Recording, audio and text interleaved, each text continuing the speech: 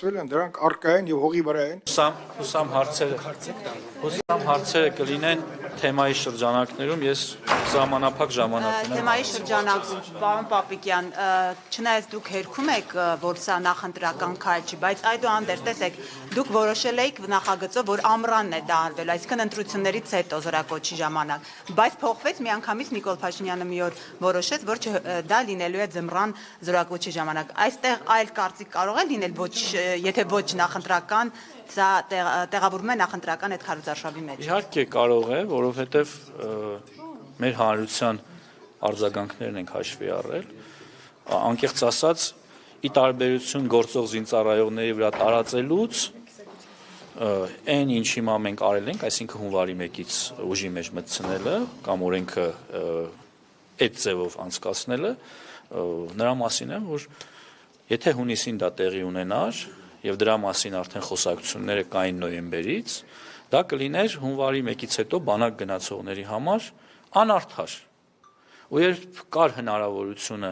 հաշվարկները մեզ թույլ էին տալիս դա անել ավելի վաղ, բնականաբար մենք լսելով, անսալով մեր հասարակության մտահոգություններին, խնդրանքներին, նախագիծը չենք քննարկել, ներողություն, նախագիծը շրջանառել էինք, նախագիծը շրջանառելուց հետո երբ դրվել է ի դրաֆտ համակարգում, երբ մարդիկ սկսել են դրա մասին կարծիքներ հայտնել, քննարկումներ, նամակներ տարբեր, բնականաբար մեզ համար էլ ակնհայտ է դարձել, որ շատ ավելի ճիշտ կլինի,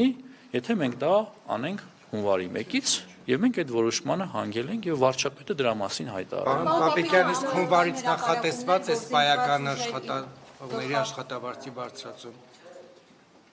Հունվարի 1-ից աշխատավարձի բարձրացում։ Նախատեսված է։ Հարգելի գործընկերներ, ատեստացիոն համակարգը ներդրված է, այն ընթացքի մեջ է եւ կարծում եմ դրանից լավ աշխատավարձի բարձրացման հնարավորություն չի կարող լինել։ Ինչ է կանում կոռուպցիոն ռիսկերը նվազեցնելու համար, բավականին լուրջ պաշտոնատրանցիկ ներգրաված են եղել ատեստավորման ոլորտում, շահագրգիռ մարդկանց կազմակերպել, որպեսզի գնան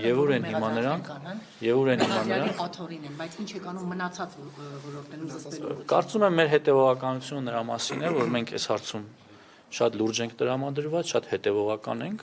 եւ բնականաբար այստեղ ներում չի լինելու ոչ մեկին։ Պարոն Պապիկյան, դուք նշել եք, որ բյուջեով գումար է հատկացվել բանակի կերպափոխման համար, ռազմարտունադրության համար, զենքերի գնման համար, բայց Փաշինյանը օրերս նշեց, որ պարտք է վերցվել եւ ամբողջապես միանգամից զենք գնելու համար։ Հիմա բյուջեից է նախատեսվում, թե պարտք է վերցվել։ Հարգելի գործընկերներ, եթե անգամ ֆինանսական միջոցները պարտքի միջոցով են ներգրավում ֆինանսների նախարարության միջոցով, դա տրամադրվում է ընդհանուր բյուջեի շրջանակներում։ Այսինքն այստեղ հակասող բան չկա։ Վարչապետը հայտարարել է դրա մասին։ Հիմա ուզում եք մեկնաբանել վարչապետը ճիշտ է ասում, թե սխալ, բնականաբար ճիշտ է ասում։ Չէ, ինքը նշում է, որ արտաքին պարտքը դրա համար է աճել, պարոն Պապիկյան, ու հստակ էր տեսնում։ Նաեւ բնականաբար, այո, պատասխանեցի ձեր հարցին։ Նաեւ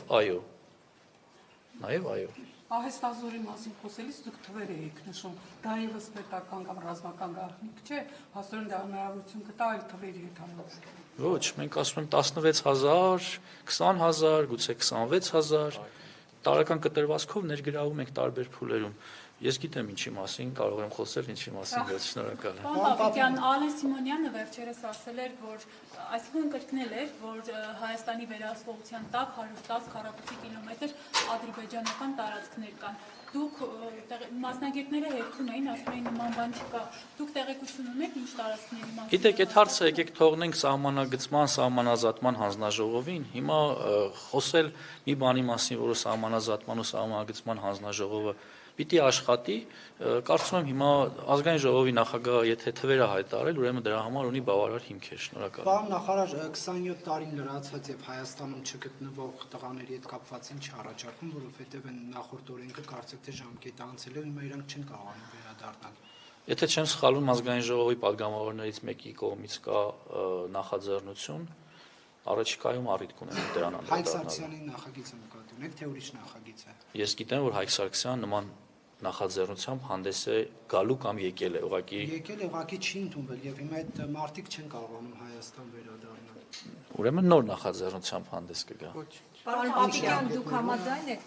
եթե վերջացրեցիք հարցը, դուք համաձայն եք Փաշինյանի այն հայտարարությանը, որ արդեն խաղաղություն է եւ մեզ ոչ թե մարտունակ բանակ է պետք, այլ պաշտպանունակ։ Հարգելիներս, նախ մարտունակությունն ու պաշտպանունակությունը դրանք եզրույթներ են, միմյանց չեն հակասում, պարզապես պաշտպանունակությունը